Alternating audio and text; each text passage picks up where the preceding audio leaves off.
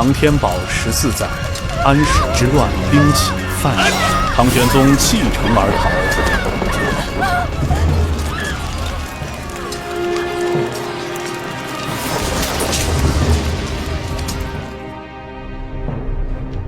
宦官陈靖边留守长安，不料陈靖边转身就投靠安禄山，长安陷落，暗跌群起。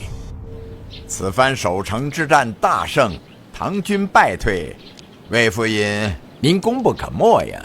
我这点小小的功劳算得了什么呀？全靠陈公您手眼通天，运筹帷幄呀！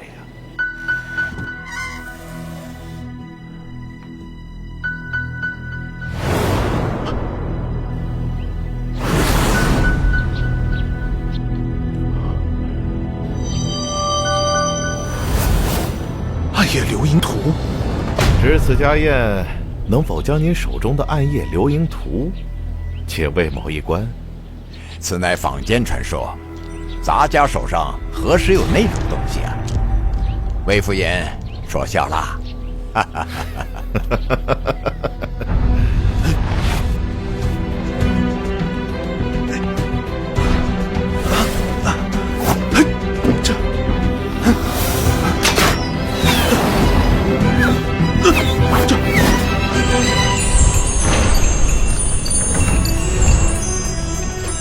是摘金堂，有人踩了机关。慌什么？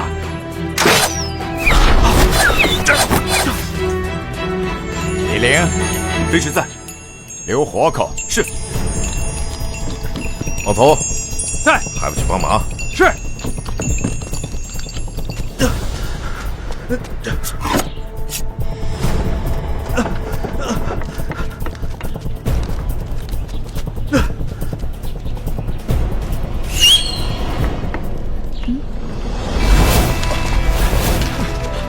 追！是是。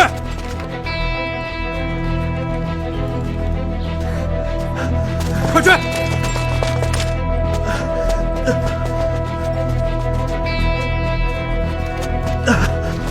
追！徐某，站住！给我回去！闲杂人等回避！李从事，你这就不地道了，都是一起追过来的。我们王长是交代，要搜可以，先画地盘，不然人抓住了算谁的？你说是不是啊？也好。若是这字面朝上，地方随你们挑。救我！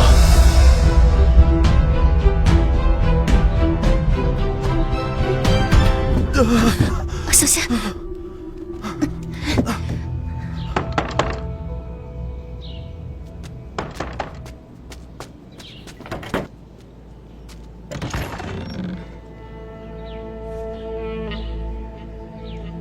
官爷何事啊？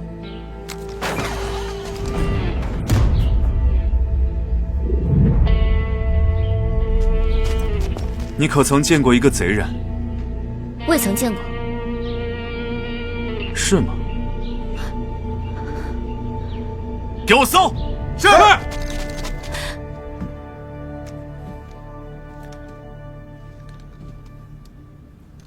叫什么？弄玉。打哪儿来？善州。做什么？开医馆，治病救人。通关文牒。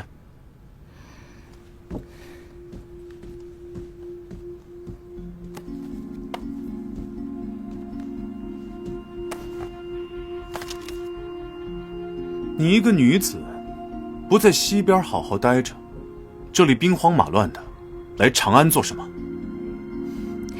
官爷，这是哪儿的话？我听说现如今长安在大燕国的治理下，人人都过上了好日子，所以才千里迢迢的过来。这上面的人是你吗？正是奴家。好啊。那根据通关文牒的记载，在你的后颈处应该有一处朱砂痣。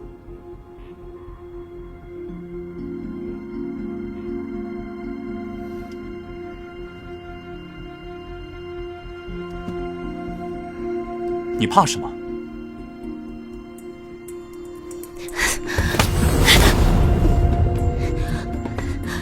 看通关文牒的倒是有，想看诛杀志的，你倒是头一个。这通关文牒是不是你的我不知道，但这匕首一定是你的。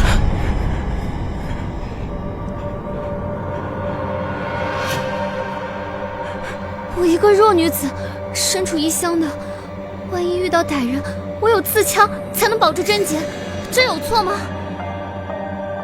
别动！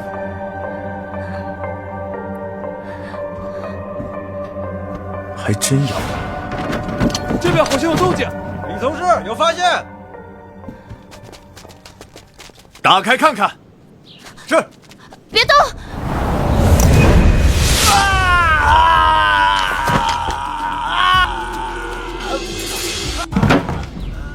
都说了不叫你们碰，都是些入药的虫蛇，咬到人怕是没事，要是给我弄丢了，有钱你们都没处赔。江湖巫医，歪门邪道。我们走。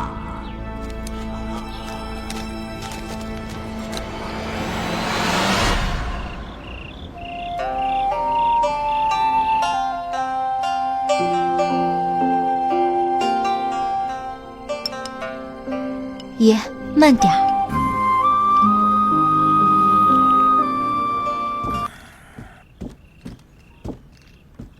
报告成功，属下无能，让那飞贼跑了。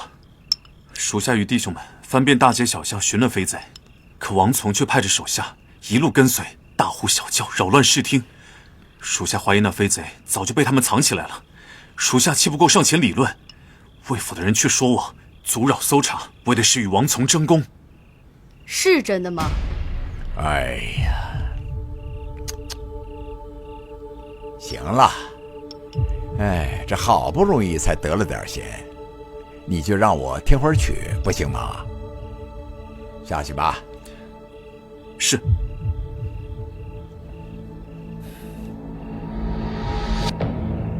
石原、童鸾，继续吧。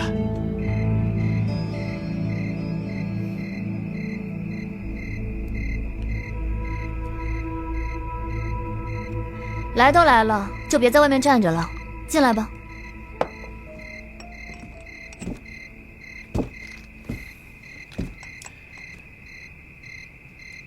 你怎知我要来？我不仅知道你要来，我还知道你和他是同伙。决定救这少年也是我临时起意，只是当时事态紧迫，慌乱躲藏难免会有痕迹。我想着寻个机会把那血迹擦了，没想到你倒是先我一步，真是好手段。果然，好手段比不过好眼力。你叫弄玉是吧？你为什么冒险救他？如果我跟你说，他和我弟弟很像，你信吗？哼。那我就换个说法。医者仁心，见死又岂能不救呢？如此，多谢。不过人我还是要带走。人你带不走，出了这个门，他必死无疑。你什么意思？谁叫我只是歪门邪道的江湖巫医，难说我刚才给他用的药里有没有下毒，而且这个毒只有我能解。小娘子看来这是有所求啊。说吧，你想要什么？我要进陈府见陈靖边，而你会帮我。你做梦！你没得选。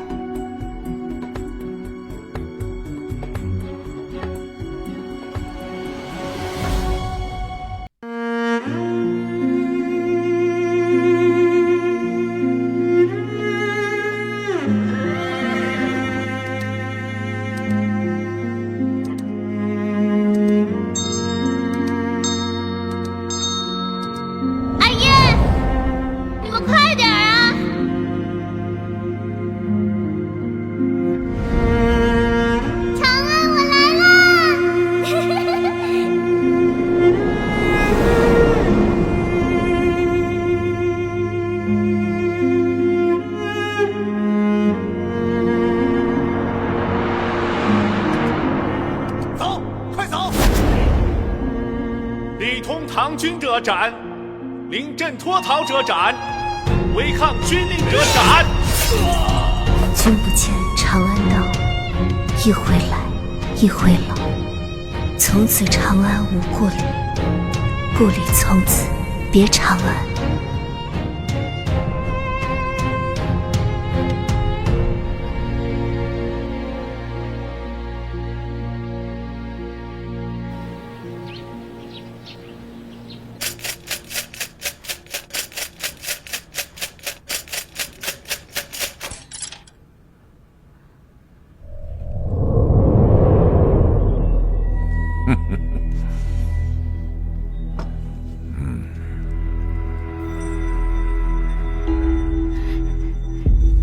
爷，卦象如何？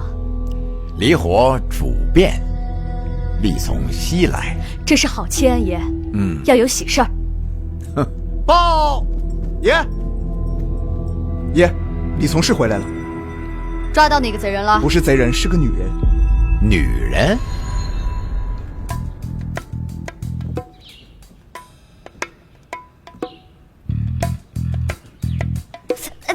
疼。怎么，现在知道疼了？我只有把你捆得像犯人，才能带你去见陈宫。我说你可以捆我，但是没让你捆这么紧吧？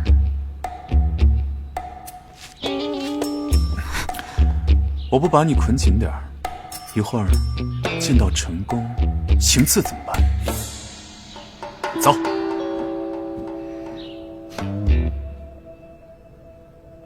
丽玲，让你去捉贼，怎么带回来个女人？这小娘子身份可疑，在她的住处发现了血迹。这位女上官，奴家冤枉啊！奴家本是个郎中，在怀元坊开了家医馆，这平日里病人进进出出的，难免有些个外伤流血的。对了，城外正在打仗，那些病人也时常来我这里诊治，这屋里屋外的，难免有血迹，可不是奴家做了什么伤天害理的事啊！不信你们可以去查呀！奴家真的是冤枉的。这李从事，他硬是不信，他还用枪将奴家绑到了这里，真是吓都给人吓死了。说，你叫什么名字？打哪儿来？老实讲。小女名叫弄玉，从单州来，从小学医，曾游历西域，刚来长安不久。哦，打西边来。你一介女流，真的是郎中？若不信，我可以证明自己。这屋里的药香有川芎和茱萸的味道，这两种药材时常用来治疗头风。奴斗胆猜测，也有头疾。爷夜间可有失眠盗汗？你又是如何得知？这药方虽可缓头疾，可不能根治，长久用下去还会对身体有害。这么说，你有好的法子？奴斗胆为陈宫号脉。陈宫，万万不可！此女来历不明，近身恐有危险。李从是何出此言？陈宫圣尊岂容侵犯？用不着近身，奴一样可以为陈宫号脉。此话当真？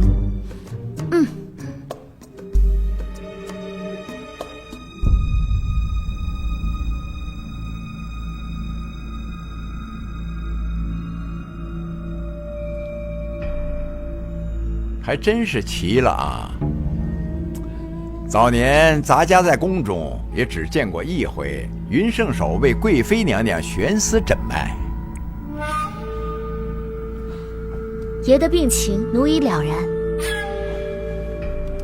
奴这就去为爷配药。李陵在，从旁协助，不得有误。是。你的药最好管用，不然这怀元坊的医馆里再也没有女郎中。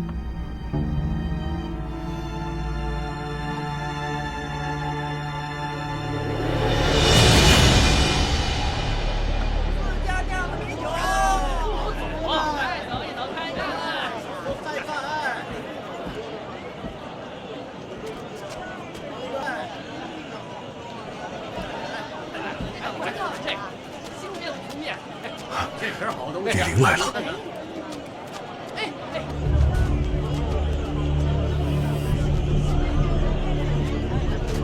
二位贵人，买药啊？喂，这家行吗？凭李从师安排。二位贵人，里面请。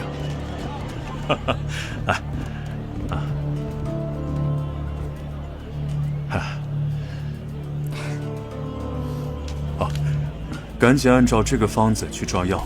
好，伙计，快给贵人上茶。好嘞，来了。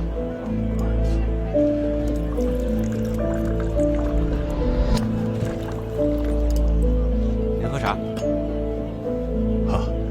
贵人，这上面有2副药，我得到后面去拿。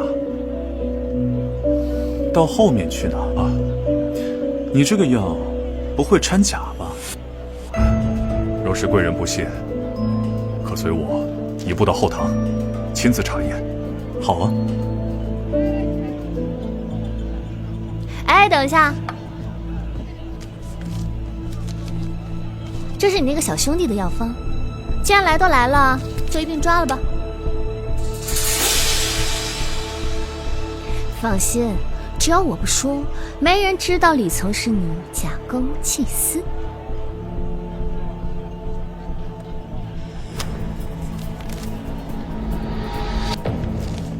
好茶呀，好茶，不愧是陈宫面前的红人，我这也算是跟着秃子走夜路，没少沾光啊！啊？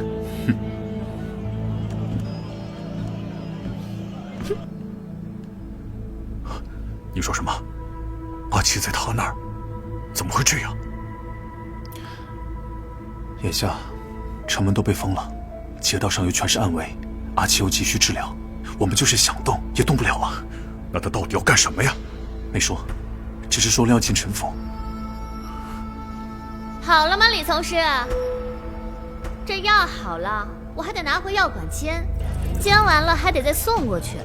这陈宫的药可马虎不得。不会是陈靖边的仇家，以献药为由要杀了他吧？这暗夜流萤图还没拿到，陈靖边千万不能出事啊！这我自然晓得，不过眼下只能走一步看一步。哎，好，来，保重。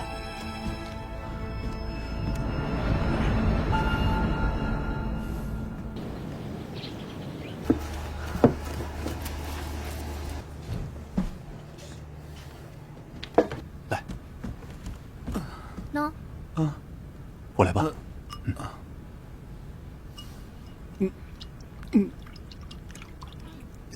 好苦啊！你给他吃的什么？五毒夺命丹。是糖渍话梅，好甜啊！谢谢玉姐姐。谢我倒是不必了，回头告诉你那位林哥，别再对我横眉立眼的。走吧，回头还要给陈宫送药呢。那你先休息。甜。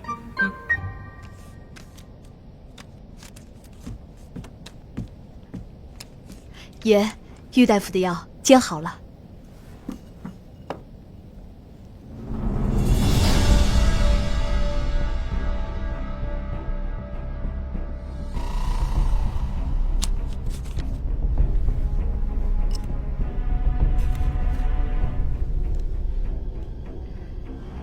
爷，拿银针试过了，没有毒。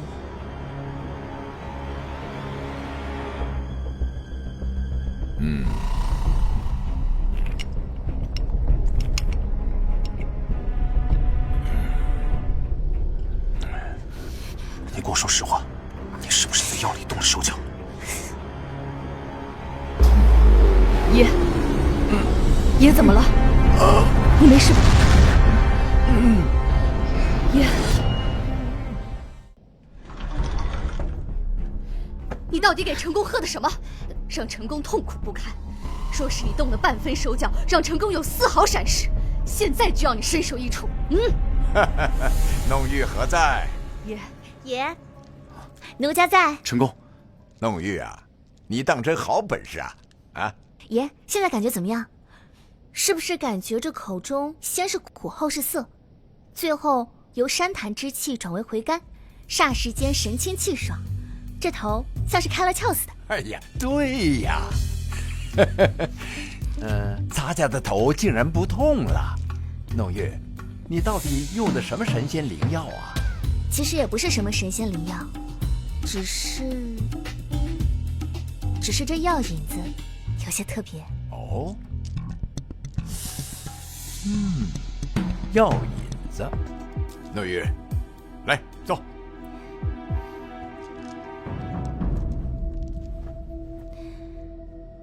弄玉并非卖弄，只是早年间在西域尝遍百草，这年深日久进入机体，其中难免有几味珍贵的药材，中原难得，方才正是以血入饮，终得成效。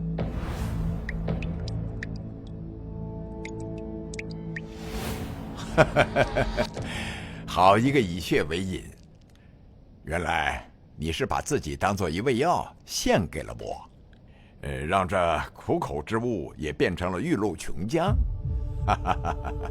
我道此物为何如此神奇？原来关窍就在这里。爷，果然是力从西来，现在有了这味良药，真是喜从天降。在下承蒙陈公厚爱，能为陈公排忧解难，是奴的福分。弄玉，你献药有功，咱家要重重赏你。赏你一箱金叶子如何？奴并非求财。哦，不求财，那便是图名。那咱家便诺管为你提一副匾额如何？奴也并非求名。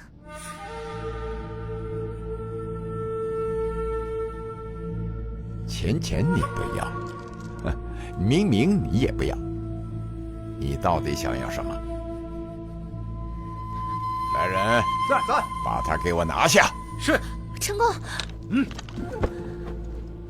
陈公，请听我说。弄玉自幼失户，母亲也已3年前病亡。这生在乱世，孤苦伶仃，身似浮萍，弄玉无依无靠，终日惶恐，苟且偷生。幸得老天庇佑，让奴献玉成功。弄玉什么都不想要，弄玉只想求爷一个庇佑，让奴这样一个弱女子能够有个栖身之所，望陈公垂怜。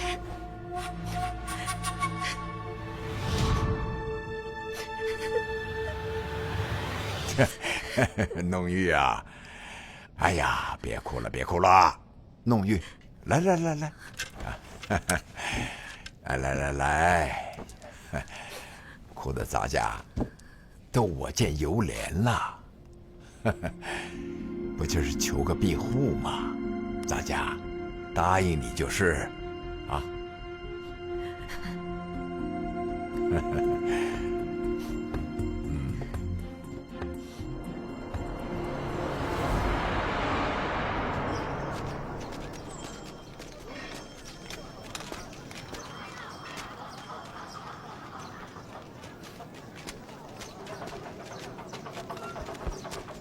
过来看看。各位爷，学姐好，买了我们俩吧。爷，夫人，来叶子，快让夫人看看。大哥，过来看看。你叫什么名字啊？快说呀！小叶子，阿姐。叶子，阿姐刚不是跟你说了吗？阿姐是带你出来享福的。你看这位夫人，一看就是好心肠，对吧？来，快磕头。夫人大慈大悲，多福多寿，求求你不要只买我，把我和阿姐都一起买了吧。姑娘，你家还有什么人？不瞒夫人，我们姐妹俩家中已经没有亲人了。如今长安大乱，流落街头，无依无靠的。我们已经3天没有吃过东西了，我们什么苦活累活都能干，求夫人赏口饭吃吧，快起来！我我这还有一块饼，你们先拿着。阿姐，我饿。来，叶子，快吃。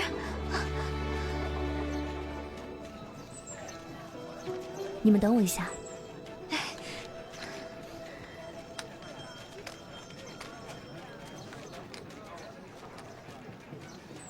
借点钱。没钱。就你这瞧不上的一碗茶叶沫子，都够人家姐俩吃顿饱饭的了。李大人堂堂臣府从事，总不至于看人家挨饿受冻吧？拿钱。你当菩萨，我出钱，没有这个道理。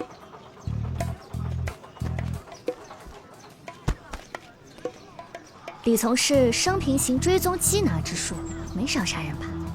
不如趁这个机会，我替你积德消业呀。我用不着。你干什么？拉拉扯扯，受手不亲。好，我给你。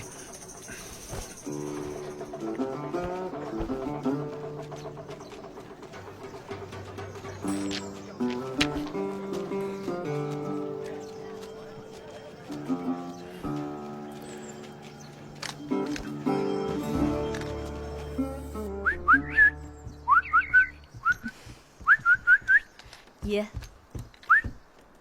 来，喂点食，小可爱。查过了，通关文牒没有问题，新开的医馆也并无异常，剩余的时间无非就是上街采买些药材和日用品，其他时间皆在医馆坐诊。那些问诊的人呢？并无可疑之人。这么说，这位女华佗倒是清清白白的人家。好，好。来，那从今往后，咱家手里岂不是又多了一个心疼的人呢？爷，此女身份尚未清楚，万不可掉以轻心。既然她的药灵，不如就让她在医馆内熬制，我从旁监督，待药熬好了，送来府上便是。也好。弄玉塔的怎么样了？毫无破绽。果然是有备而来啊！此女人手段可不一般。倘若她不是要杀了陈靖边，这么说，她也是冲着暗夜流萤图来的。眼下，我们又多了一个厉害的对手啊！想尽一切办法，查清楚她到底要干什么。不过你一定要小心。以他的心智，一定会对你加以利用，这我自然知晓。上次他以阿七做要挟，我只是假意配合。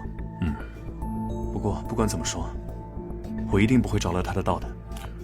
切记，不能为我所用者，皆为敌。阿七在他那里夜长梦多，得尽快想办法把人送走。好，来，慢点。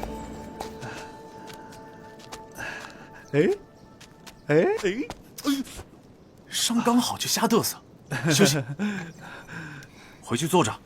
玉姐姐啊，我感觉我好的差不多了。来，坐。这几日我会尽快送你出城。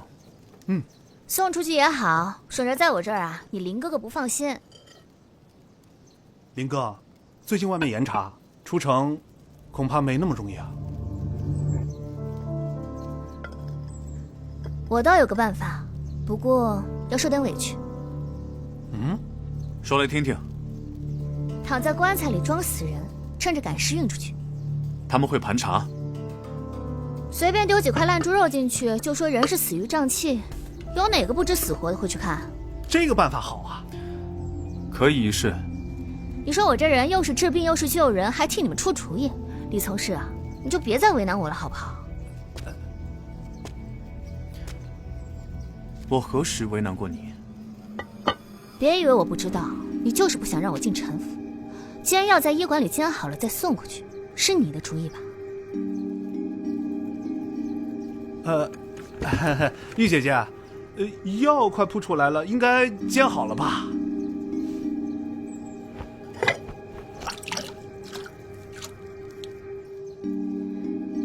只要有我在，你休想进陈靖边的身。那我们就走着瞧。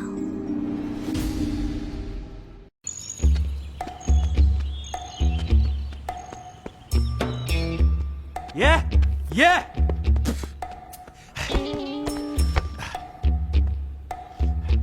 你鬼叫什么呀？阎王找你收账啊？是那逃跑的贼人。抓着了？没抓着，但是我抓到一条大鱼。你个小兔崽子，你说说你啊，人你没抓着，自己手底下反倒折进去2条命，你倒还有闲心去捞鱼。你捞的鱼呢？鱼？哦，不是，爷您看，那爷我看得清楚，这就是那贼人所穿的衣服。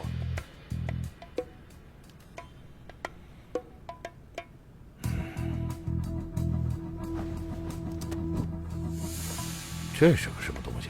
爷，您仔细瞧瞧，您不觉得这东西很眼熟吗？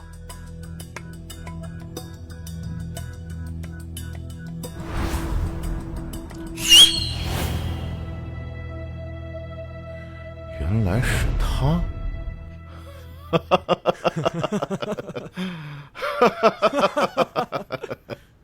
我说呢，怎么抓不到他们？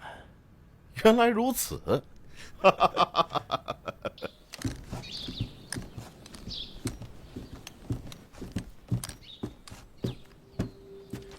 弄玉医师煎药辛苦，就不劳轻功了。哎，还差最后一道工序，剑刀一用。你干什么？上一个碰过我这把刀的人可是死得很惨，你确定？你再这么拉拉扯扯，把成功的药弄洒，你我都别活。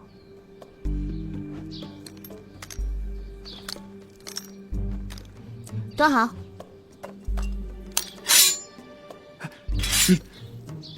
最后一道工序，以我的血入药为引。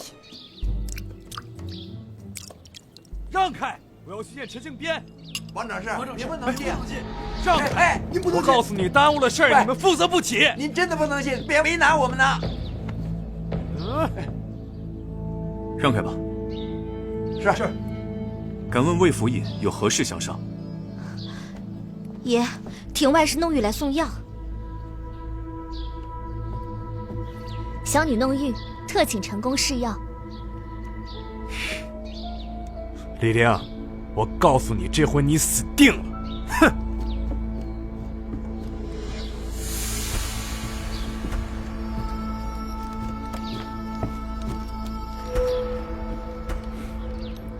陈公，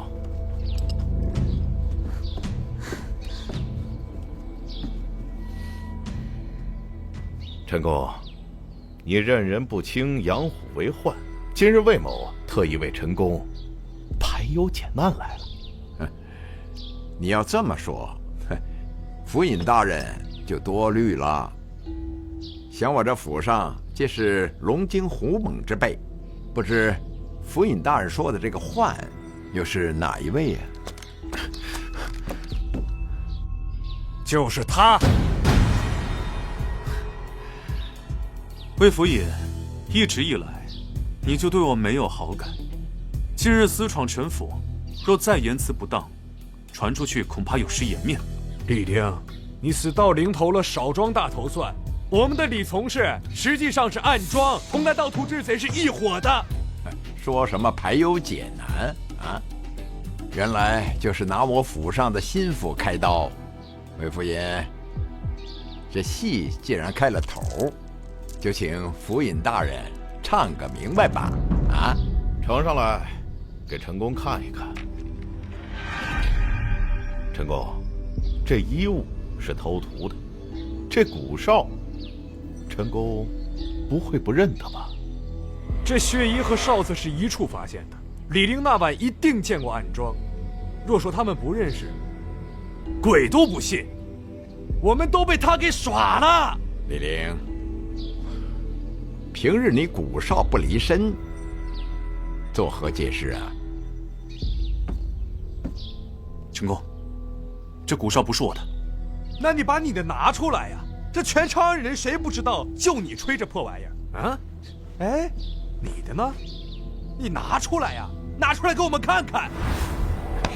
你干什么？拉拉扯扯，手手不牵。我给你。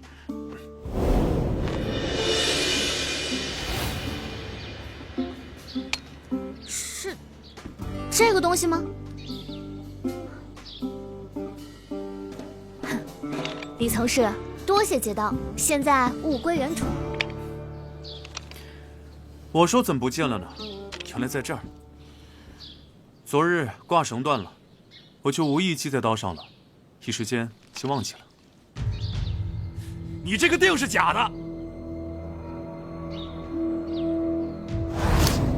哎，你我不是故意的，弄玉只是拿来看看，没想到如此易碎，还请陈公恕罪。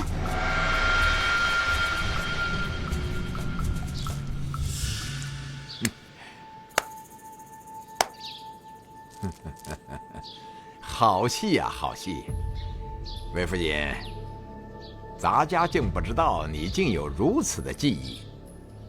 以后若再来府上，陈某必扫榻相迎。正好前几日别人给我送了一坛上好的桂花许，改日来府上，你我一同共饮，如何？啊？好。蠢货，白痴，丢人现眼！爷，定是那李玲在耍我们。哎，跟我有什么关系？人家耍的是你。是，屁事没查清楚，白白让这个陈经边看了个笑话。小叫花子的破玩意儿，你也当成宝贝？爷赏点吧。站住！滚！好吧，小叫花子脏了爷的衣裳，滚！来，站住！晦气！等一下，你过来。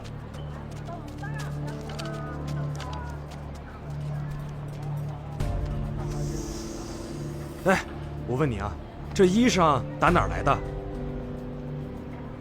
说话，不说话弄死你！在一个没人住的房子里捡的。这哨子呢？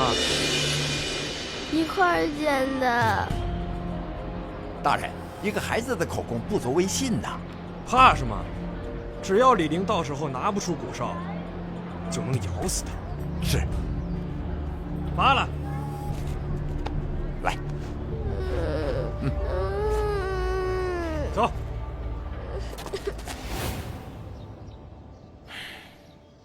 那个李玲先别动了。今日那个女的是谁啊？看着是个宠侍，也敢强出头？爷，我查过了，她是个郎中，听说治好了陈靖边的头风病，眼下正得宠呢。竟能治好如此顽疾！哎呀，本以为这个老烟狗活不过今年，算他运气。查查这个女郎中，看看到底什么来路。哎，是，你用点心吧。放心吧，爷。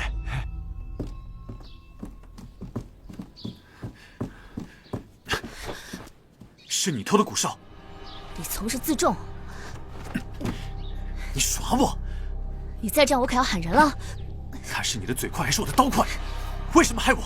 你不该拦我。你到底想要做什么？我要做什么都与你无关。看在阿七的份上，别逼我用强。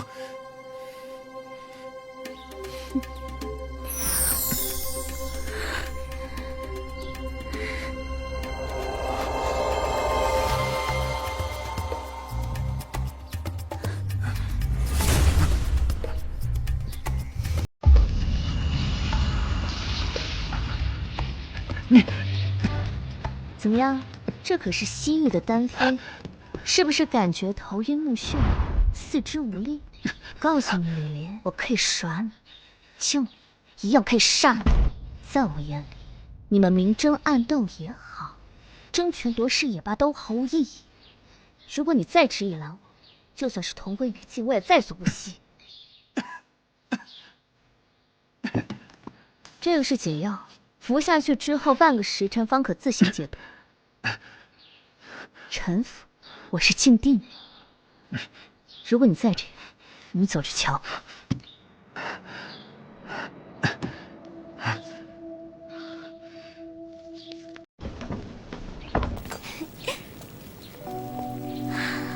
这里好漂亮啊！苏黎、叶子，以后这就是你们家了。日子再苦，也总有熬出头的时候。可如果你们姐妹骨肉分离，就再难相聚了。刚好你住在我这里，我还可以替你治病。郁大夫，您的大恩大德，我和叶子这一辈子也报答不完。来，叶子。哎呀，我都说了，我这儿可不兴贵。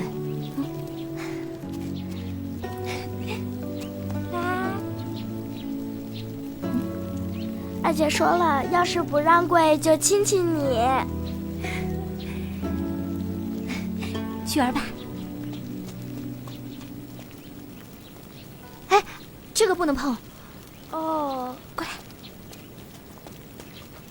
要是让李从事看到，可是要骂人的。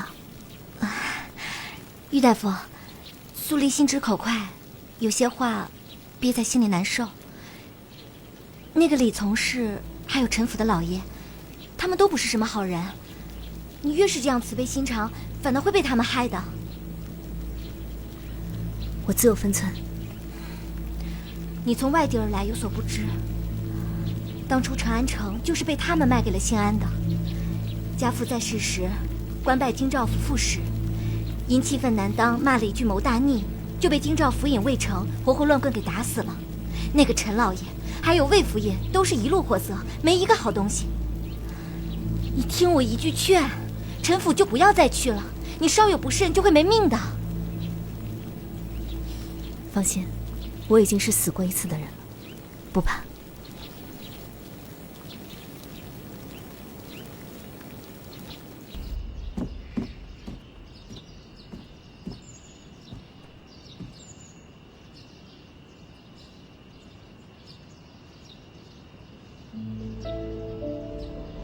林哥，我失手了，你好好养伤，剩下的交给我。不，摘星堂去不得。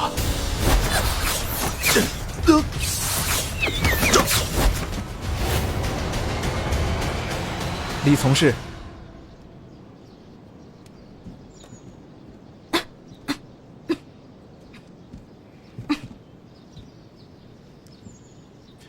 庞千金这是身子不爽利啊。回李从事的话，天气乍寒，昨天晚上庞姐姐受了凉，这会儿正害风寒呢，说是头疼，心口也不舒服，可如何是好？一点风寒而已，让李从事费心了。哎，庞姐姐，庞千金，庞千金，你见过大夫了吗？不知弄玉大夫现在在何处？哦，他上山采药去了，不在府里，还劳烦庞千金去其他医馆。李从事是要与他同去？嗯。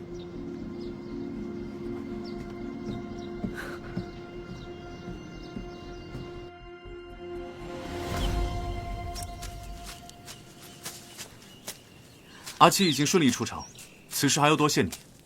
阿七人不错，我也可以送你出城。怎么，没有把柄在我手上就开始要挟了？不是要挟，是奉劝。陈府乃虎狼之地，比你想象中要危险，趁还来得及，赶紧出城吧。多谢李从事好意，上次我已经说得很清楚了。你一个弱女子，孤身一人，就算有千般心智、万般的手段，哪能比得过那些高高在上、弄权欺世之人？本是无根浮萍，又何必妄想参天呢？那你是什么？是无根浮萍，还是那高高在上、弄权欺世之人，亦或是他们的手下或者走狗？药材铺的老板，就是你的上线。二位贵人，里面请。来，长安城那么多药材铺，偏偏带我来了安业坊济民药肆。出门便是朱雀门大街，西通延平门，南通明德门，去往东西市皆为便利，来往通融，可进可退。乃暗中行事的绝佳地点。生意冷清，价位却比同行偏高，可见老板并不着急做生意。可奇怪的是，却付得起这昂贵的租金。送阿姐走的那晚，我还认出了一个人。纵然黑金遮面，我仍识得其中一人身上独特的药香。你被我说中了。我不像李从事那般好言相劝，若你再执意纠缠，我就把你们的事情说出去。你怎么，李从事，是被我窥破了秘密，想要杀人灭口？这荒郊野岭的，确实是个杀人藏尸的好地方。我告诉你，你别欺人太甚。李从事怕受忘了，上次你与我如此亲近，发生了什么？我身上有毒的地方可不止那一处。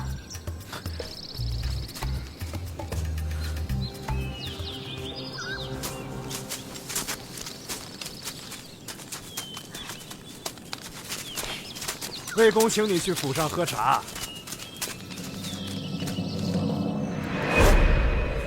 喝你奶奶个茶！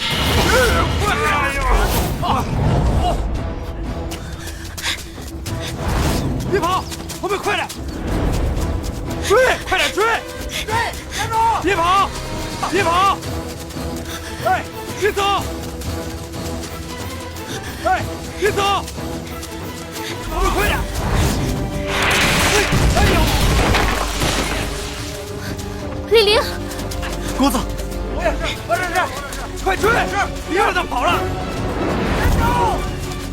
别跑！走。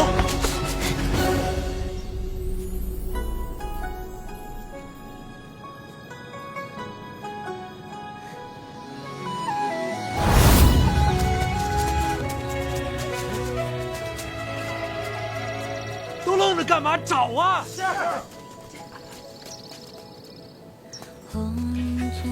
没有啊，没有。跑哪去了？没有啊！都干什么吃的？搜啊！是。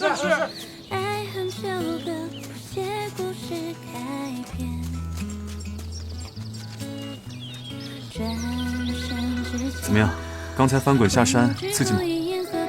难说，疼死我了！我还以为会死在这儿呢。那也不是没这可能啊。哎，你说，要不然我给你推出去？哎，别！李从事，君子不趁人之危。那如果我是君子的话，你是什么？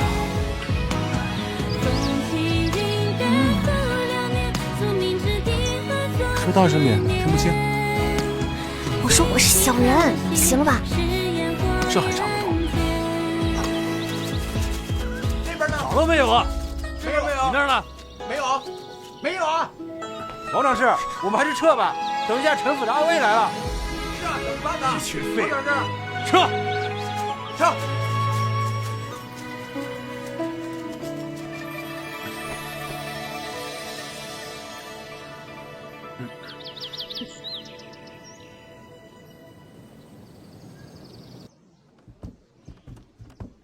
爷，人到了。来，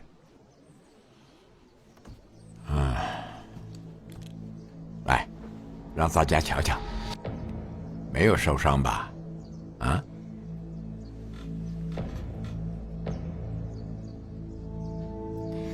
托成功的福，奴家没事。哎呀，多亏了李从事及时赶到，不然我的美人可就要受苦了，是吧？回爷的话，这都是卑职职责所在。农玉魏府的人今天因你而来，那王从可与你说了些什么？你可又与他说了些什么？说了什么？这……说。奴家与那王从说，奴虽然身份低微，只是个医女，但也进了陈府的门，那就是成功的人了。别说是去魏府喝茶了，就算平日里的一言一行，那都要以成功为先，才能不负成功的厚泽深恩。顺儿，却不是实话，到底与你说了些什么？我要你原原本本的说来，一字不落。原原本本，其实魏公请你去府上喝茶。喝你奶奶个茶！骂得好，骂得妙。于阿奴，在，把那贱人给我拿下！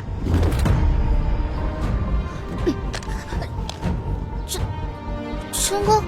冬雨，你很聪明，哎，但你不该将我当傻子。魏城手握京兆府，在这长安城里，与我陈靖边也算是各分天下，又是出了名的惜命好色之徒。你一个俏郎中，深谙养生之道，不会不知道魏府尹为什么请你去喝茶吧？说什么生逢乱世，说什么只想求个庇护，而魏城才是最佳人选，而你却挖空心思，步步为营，不惜涉险，也要接近于我，你叫我如何信你？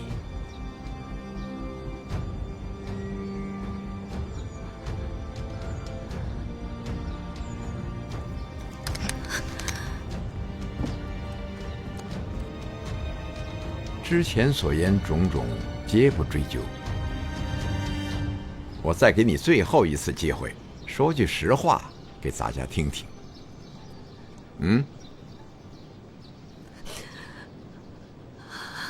成功，请成功替奴家做主啊！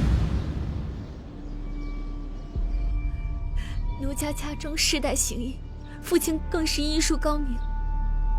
13年前，意外救了一名巡按使，可那狗官竟然觊觎我家的财产，痊愈之后带人劫杀我全家，奴家装死，有幸才躲过一劫。可我阿爷、阿娘和小弟都惨死于刀下。奴家多方打听，终于皇天不负有心人，被我查到那狗贼竟摇身一变，变成了长安城的京兆府尹。奴家费尽心思来到爷的身边，就是想得到爷的信任，帮我杀了魏哲，替我全家报仇。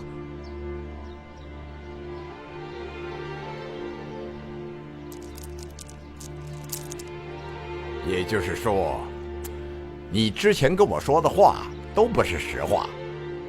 你知道不说实话，那代价是什么？李陵，在，把刀给我。成功，成功，这是何意？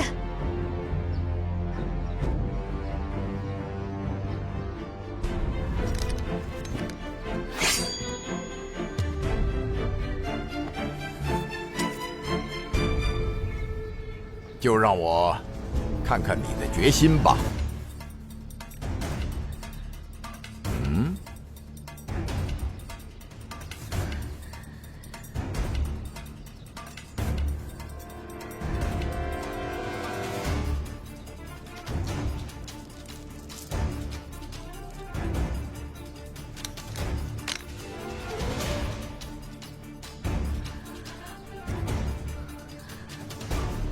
奴家贱命一条，死不足惜，还请成功为我全家报仇。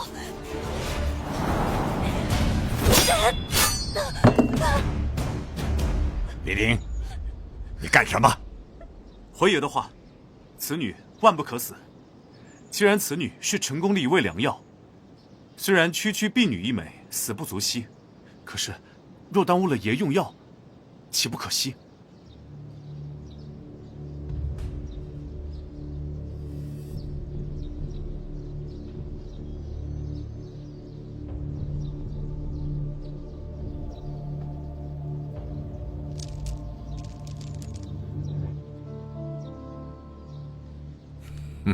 好了好了，别哭了，怪可怜见的。起来吧，起来吧，来。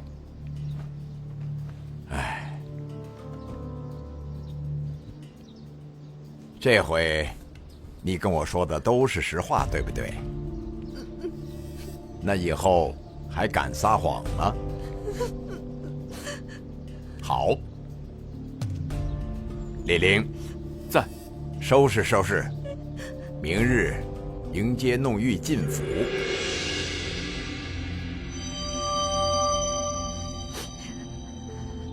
是。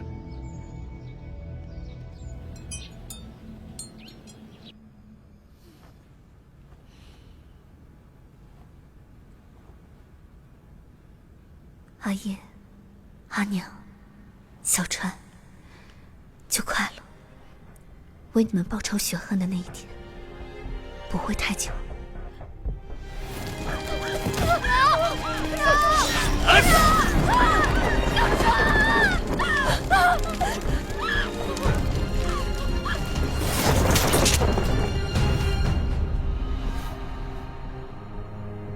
弄玉姑娘，这边请。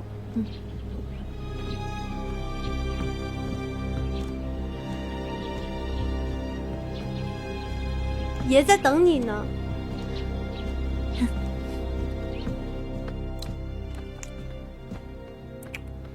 小女弄玉拜谢陈公庇护之恩。来啦，这些姐姐妹妹的都见过了吧？为了迎接你进府，我可是把他们都叫来了。弄玉啊，往后这间屋子里便有了你一席之地呀。但是今后能否讨得咱家的欢心，就得看你的本事跟花样了啊。弄玉只是个诊病的，哪能和这些个姐姐妹妹相提并论？诊病也好，视察也好，你瞧瞧他们，又有哪一个是不听使唤的？还是说，你觉得你自己比他们都高贵啊？弄玉不敢。石原呢？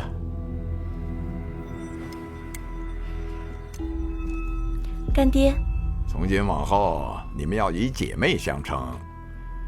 弄玉入府的一应安排就交给你了。干爹放心吧，我一定会把她安排得服服帖帖。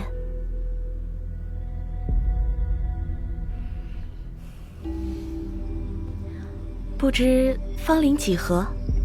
我该叫你姐姐还是妹妹？弄玉是个新人，怎敢在姐姐面前托大？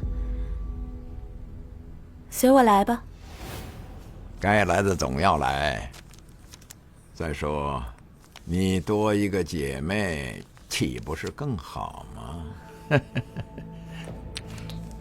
干爹，您是不是嫌弃石原了？这世上哪有干爹嫌弃女儿的？我的乖女儿，干爹心疼你还来不及呢。你瞧见这府里头，谁有像你一样啊，是干爹的知心人呢？你就是爷在这府里头的一双眼。那个弄玉，那胆敢有半点造次，不用上他的性命，打断腿即可。要不然他还以为我这府里头是想来就来，想走便走。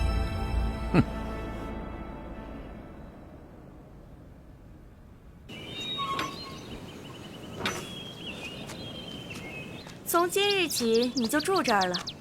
这里所有的吃喝用度都由我管制。每日早起要去我的院中请安，前一日说了什么、做了什么、见了谁，都要向我如实禀报。还有，没有我的允许，你不许迈出陈府一步。听明白了吗？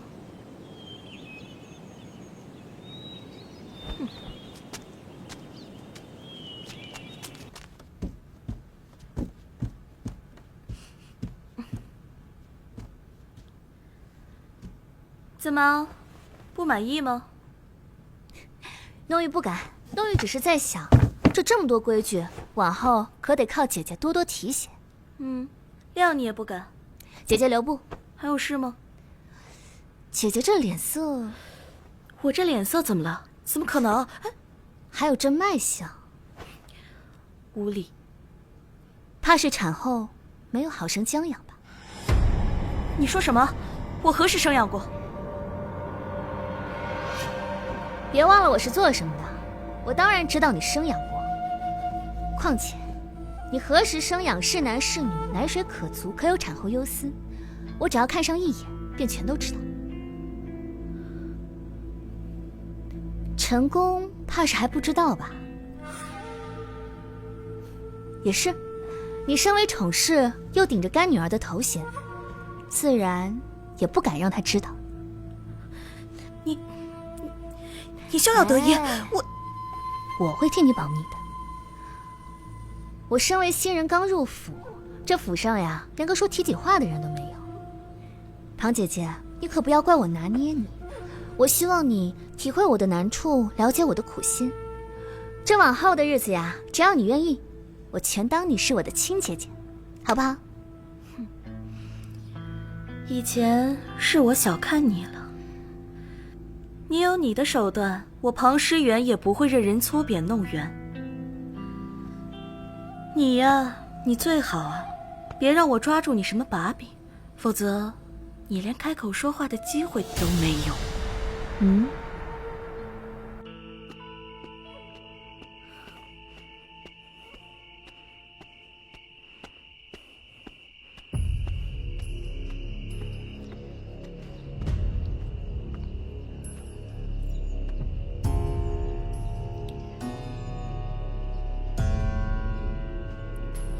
爷，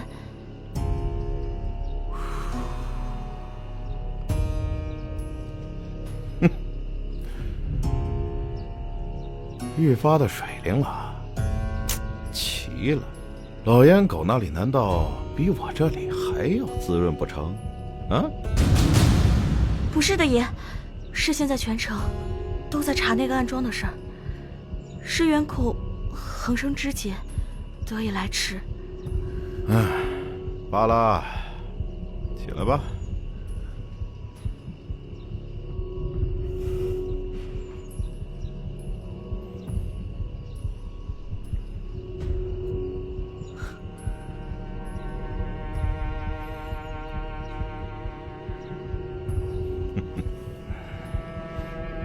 最近陈府多了个新人呢，是给陈靖边治头风的医女，名叫弄玉。查3天。